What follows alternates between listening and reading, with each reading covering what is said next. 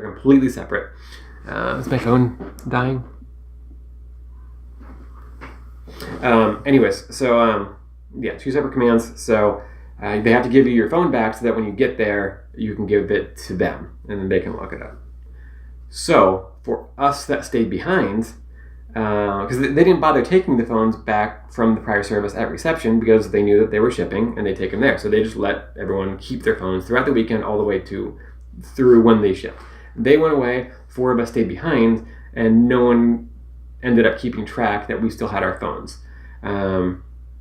We didn't say anything, and really no one cared anyways. We ended up, so on Wednesday, I want to say, of the second week, they had to like shift around the barracks.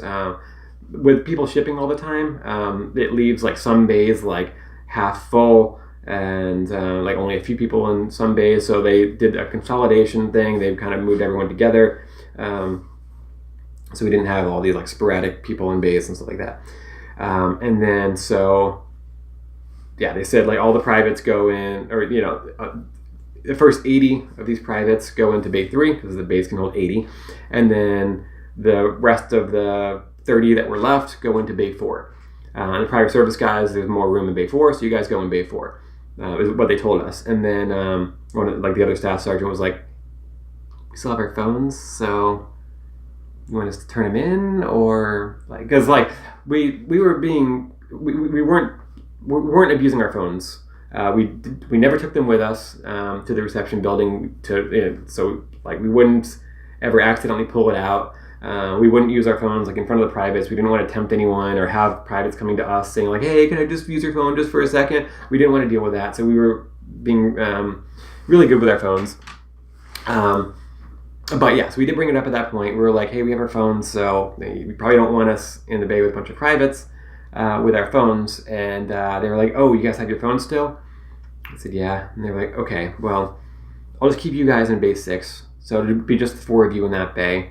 That way you don't have to worry about anything." So he was totally cool that he let us keep our phones. And so I had my phone for the whole second week. But again, that was a rare scenario. You're not going to have, especially getting rid of the prior service basic. Don't even think about it. It's not going to happen for you. You'll get your phone. You're going to have to give up your phone the first night. You'll probably get it back unless you have a really messed up platoon. You'll get your phone back for you'll be able to use it for about 10 minutes the day that you ship. Just let them know, "Hey, I'm shipping today. I don't have an address for you yet, but I'll have one once I get there." And then you probably have to make another phone. I never got to basic, so I can't tell you much about the actual basic part.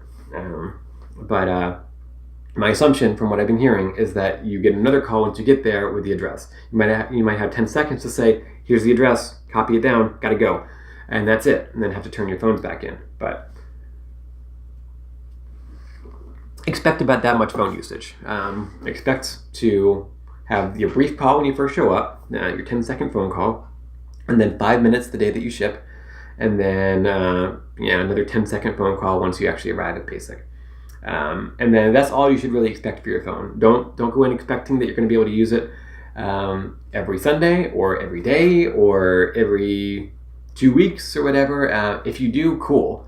That's bonus. But there's a good chance that you won't. There's a good chance that you won't be able to use your phone again until you graduate or a couple days before you graduate. Go in, prepare for the worst, hope for the best. So the reception barracks is, at least again, at Leonard Wood. It was a building with 6 bays. There's 1 CQ drill sergeant on duty each night for the whole barracks.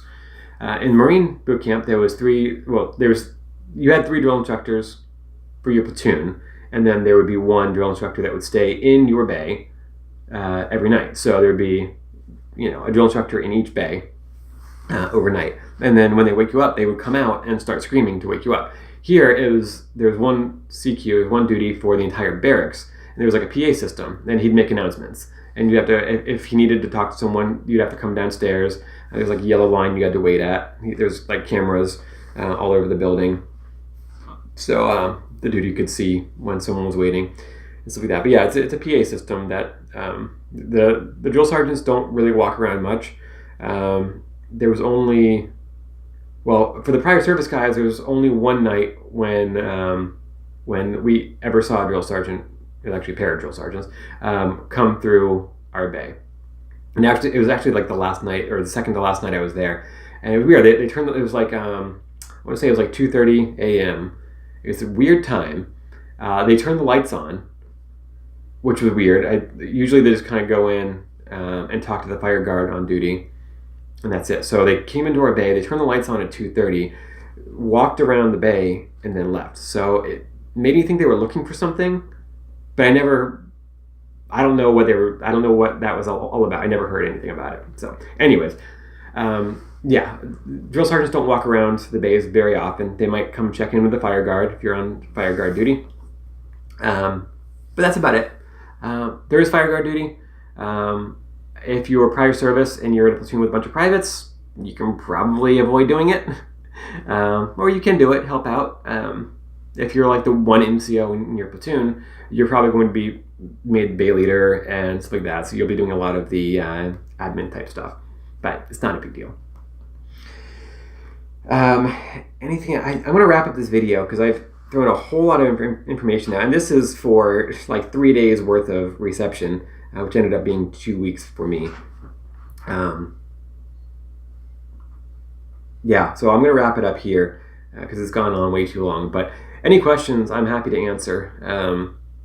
Again, it's unfortunate that I had to come home early to take care of some stuff, but got a lot of information. Was kind of surprised by a lot of things, and I'll keep you guys informed about next steps I'm going to take, and hopefully can get to OCS here pretty soon. But I will talk to you guys later. Again, any questions, leave a comment, like, subscribe, all that stuff. Talk to you later.